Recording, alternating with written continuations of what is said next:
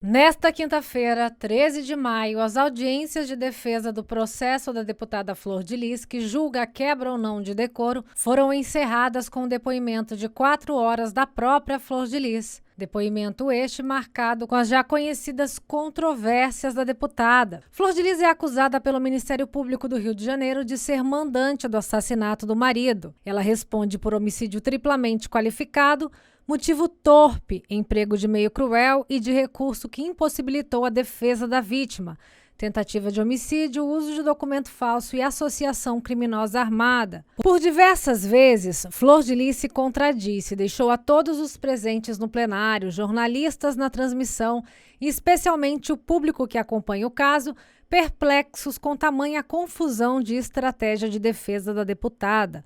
Confusa, perdida, sem embasamentos que sustentassem suas diversas narrativas, repletas de argumentos pífios e incompreensíveis apresentados diante de uma bancada surpreendentemente atenta de deputados dispostos e com boa vontade para julgar um caso moroso, desgastante, como o da deputada, que requer, além de tudo, boa vontade e jogo de cintura para lidar com as peripécias de sua defesa. Por exemplo, ao mesmo tempo em que a deputada dizia que a filha havia assumido ser a mandante do crime, traziam outro filho à cena, que não faz parte do processo, Wagner Pimenta, vulgo Misael, mais uma vez insinuando seu envolvimento, questionando o porquê dele não ser investigado. Ficou muito confusa qual versão a deputada estava apresentando.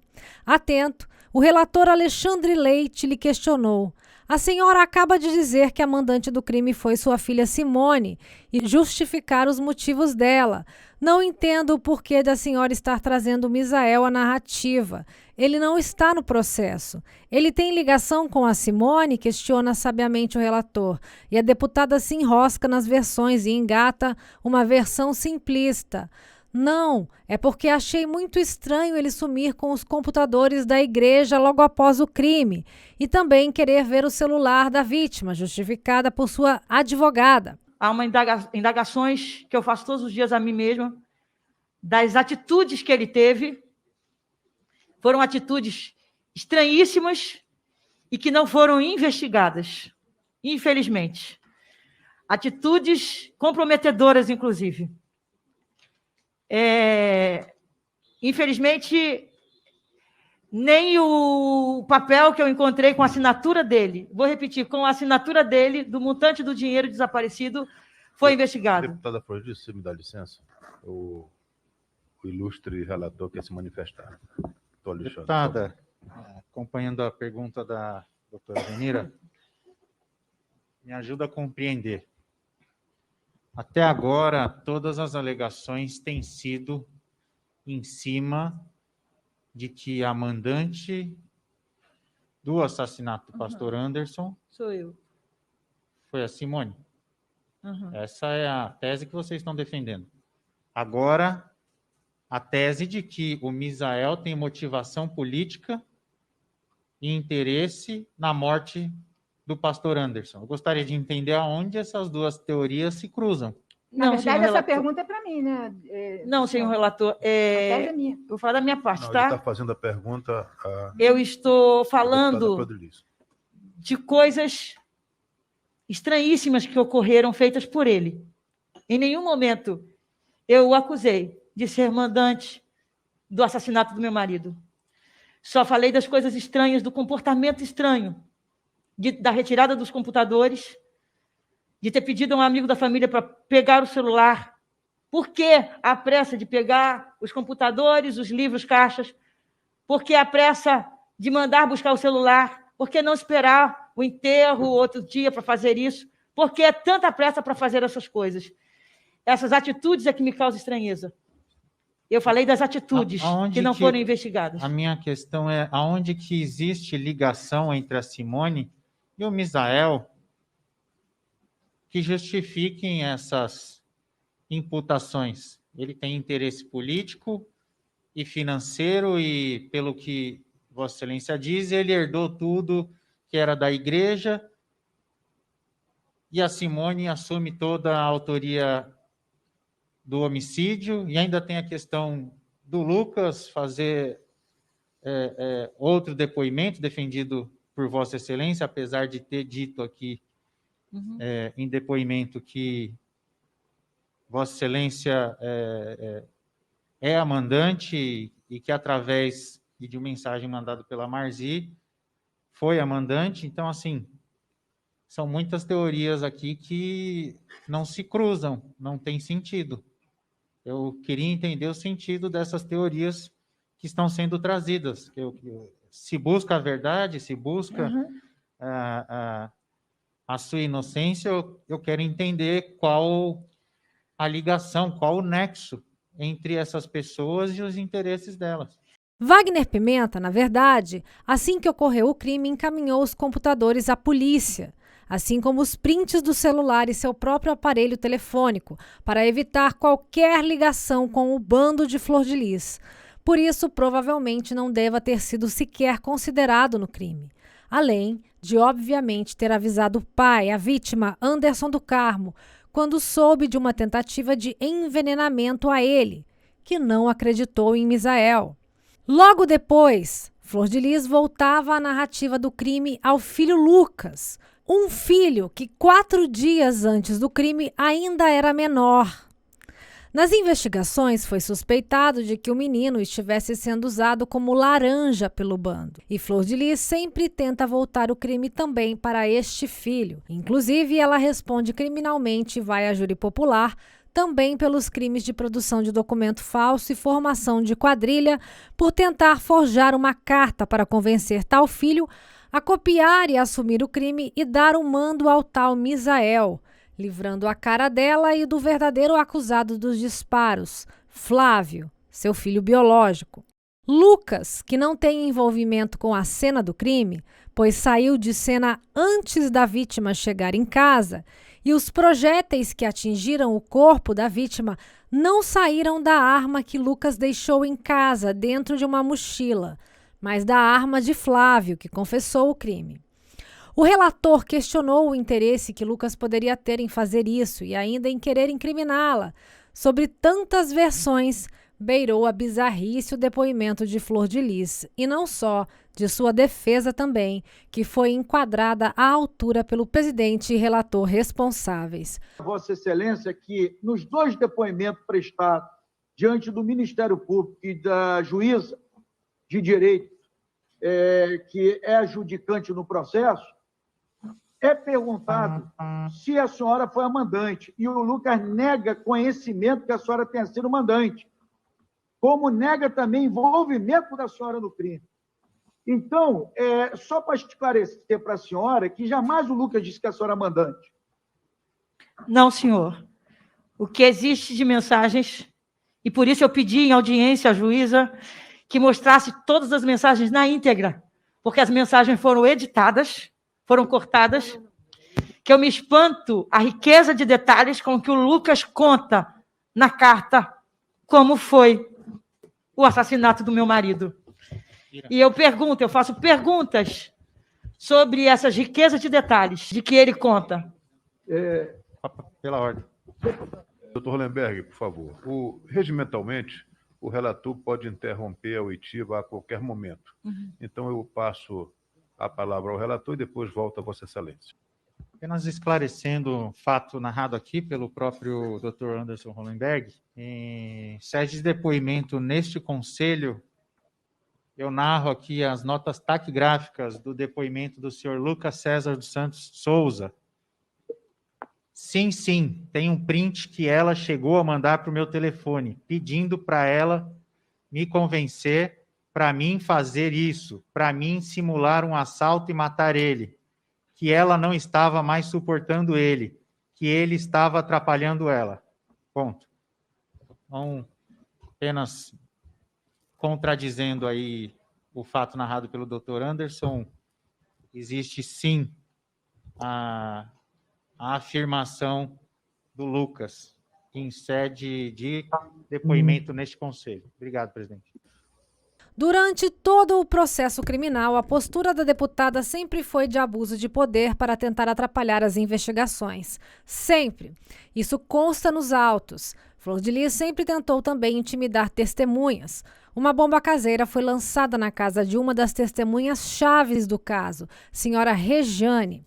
Flor de Lis já ameaçou publicamente jornalistas em vídeos, já perseguiu delegada, existe nos autos vários relatos, até de um policial plantado para depreciar o trabalho da delegada que a investigava. Flor de Lis se privilegia do cargo que ocupa para obter informações privilegiadas.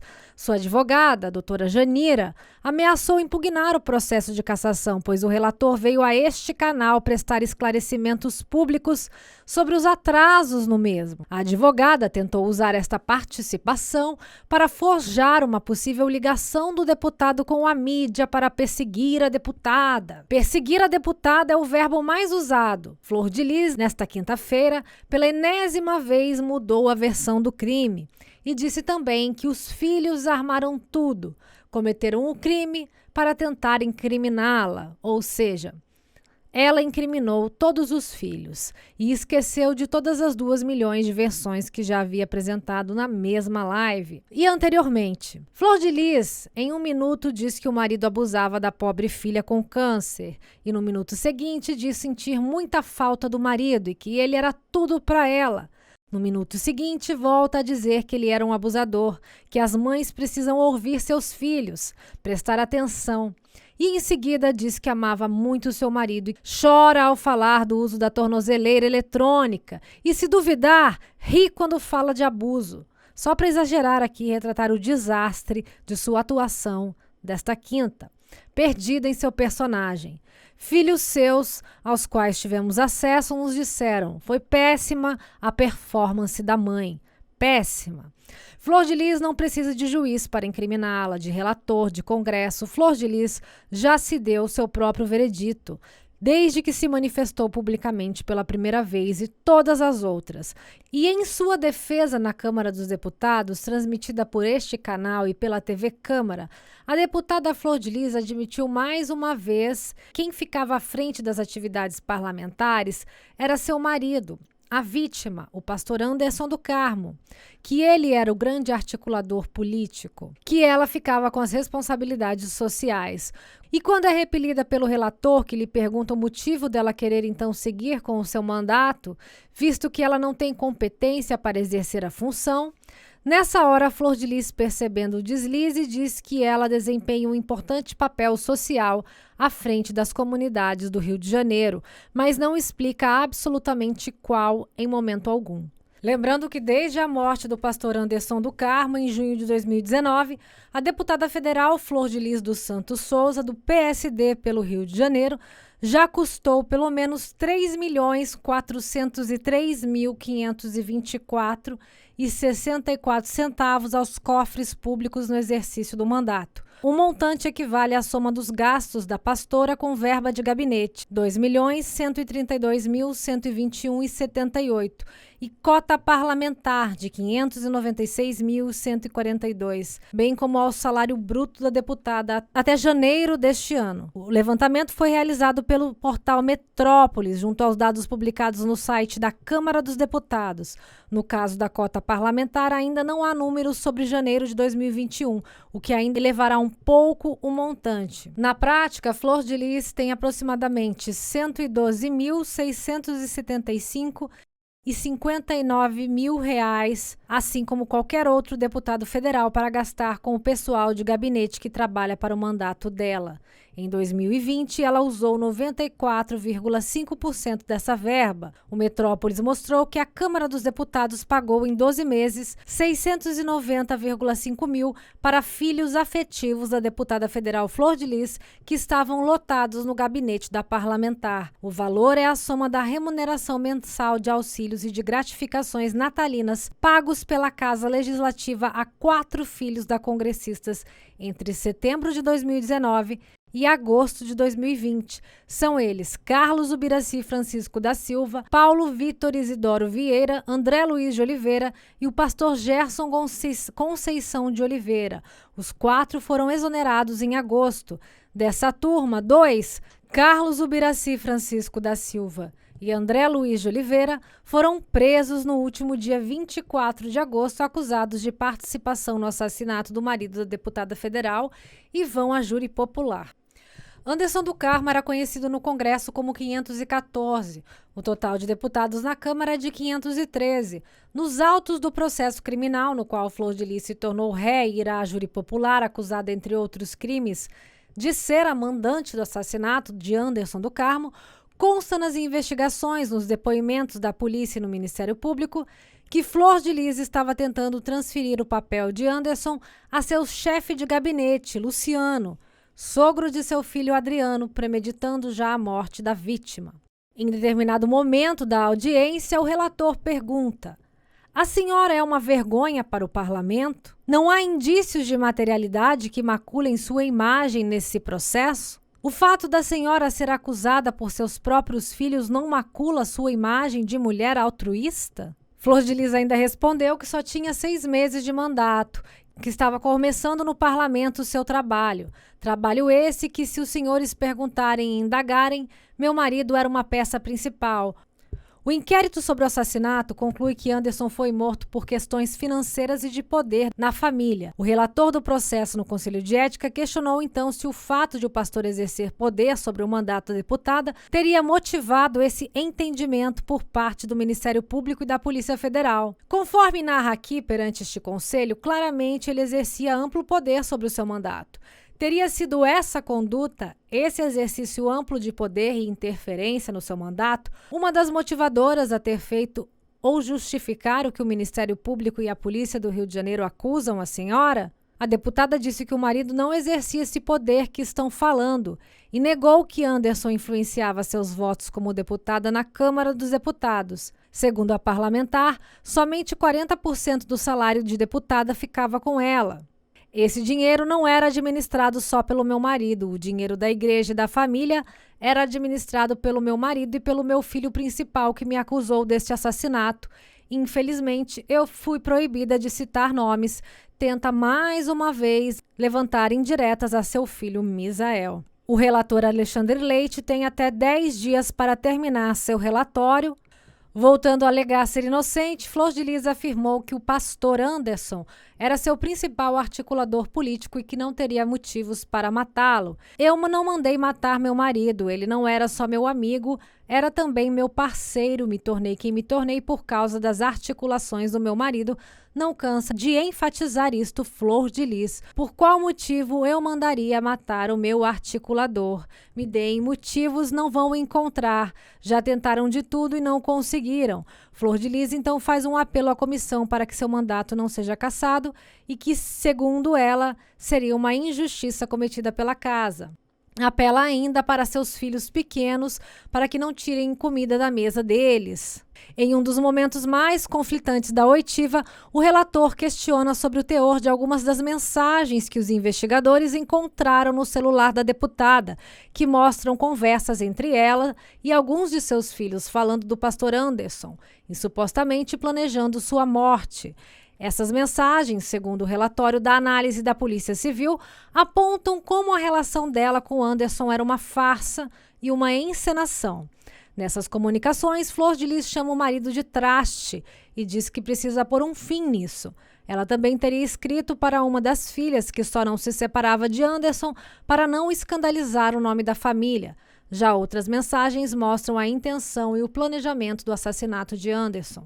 Em uma das conversas que consta na denúncia, Flor de Lis teria escrito em março de 2019, 10 mil depois do serviço feito. Mas as outras pessoas do carro não podem ser atingidas. Simula um assalto. Ele foi para o Rio hoje e aproveita e já espera ele na volta. Se voltar no carro dele, melhor ainda. Vou mandar ele enviar a foto. Nós vamos saber qual é o carro e qual é a placa. A versão da tentativa de assalto foi usada pela parlamentar dias depois da morte do pastor. Em sua defesa, Flor de Lis falou que nenhuma dessas mensagens foi enviada por ela. Como justificativa, disse que seu celular, apesar de ser o único que usa, era utilizado por seus filhos e outras pessoas. Afirmou que não soube ou viu nenhuma dessas conversas, culpando alguns de seus filhos, sem citar nomes, de ter usado seu celular para incriminá-la, como se fosse ela a escrever. Conforme as investigações, Flor de Lis foi a mentora e mandante da morte de seu marido assassinado a tiros em sua casa em julho de 2019. Ela teria, conforme apontado na denúncia do Ministério Público do Rio de Janeiro, literalmente escrito o plano para matar Anderson do Carmo. Ela e outras 11 pessoas são réus na justiça por supostamente terem participação nesse crime. 10 destas 11 pessoas, incluindo Flor de Lis, serão julgadas em júri popular com data ainda a ser definida pela juíza Neares dos Santos Carvalho Arce, da 3ª Vara Criminal de Niterói.